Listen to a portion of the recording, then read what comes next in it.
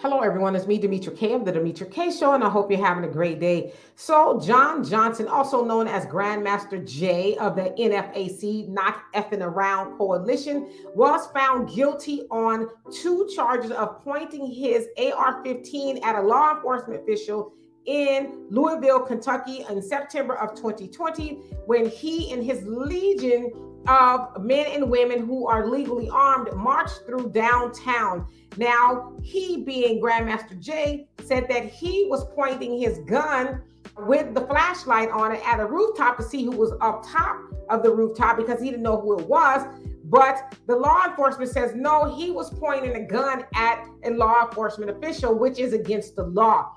And so, again, he was found guilty of doing that.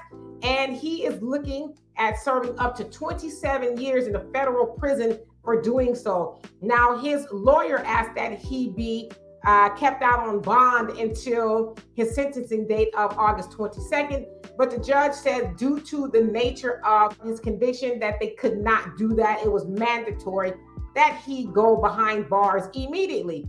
Now, his lawyer is also filing a motion for judgment of acquittal, which means that the defendant is saying there wasn't enough evidence to convict him beyond a reasonable doubt, right? And so let me also show you what was said from the prosecution to the jury in regards to convicting him. During the closing arguments, the prosecution argued that all jurors needed to know in order to find him guilty was that he used a weapon and that he intentionally used it in a threatening manner. They said all the other arguments presented by the defense were just smoke and mirrors to make them vote accordingly to their feelings, not facts.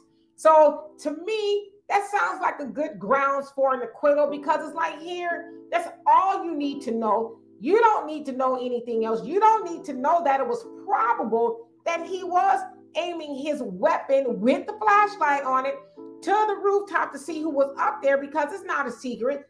Grandmaster J, being the leader of the NFAC, I'm sure he receives a lot of threats. And in fact, the prosecution used some evidence saying, I guess they had him on video talking to somebody who had called him and threatened him. And he basically is like, we're going to find out where you live and this, that, and the other. So they used that to say that he was violent and things like that.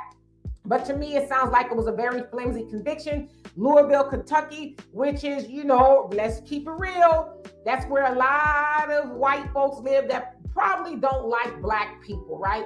And so again, we've seen an organization, the NFAC, with the leader get taken down by that, let's call it what it is, y'all, white supremacy. It's always been said, especially by J. Edgar Hoover, that our mission is to stop a rise of a black messiah, anyone in the black community to come up and unify black people. And Grandmaster J and the NFAC, their goal for what they said was to protect black people. That came about during George Floyd protests and Breonna Taylor, which is why they were in Kentucky to try to get justice for Breonna Taylor. But as we always know, the government, white supremacy, they always want to keep their thumb on black people and not allow black people to, at the very least, protect ourselves, as we saw with the Black Panther movement, completely got rid of their leaders, and not completely got rid of the Black Panthers, but it's not where it was back in the day when Fred Hampton and the like were running the organization, right? And so there's nothing new here, but I really feel bad for Grandmaster J, because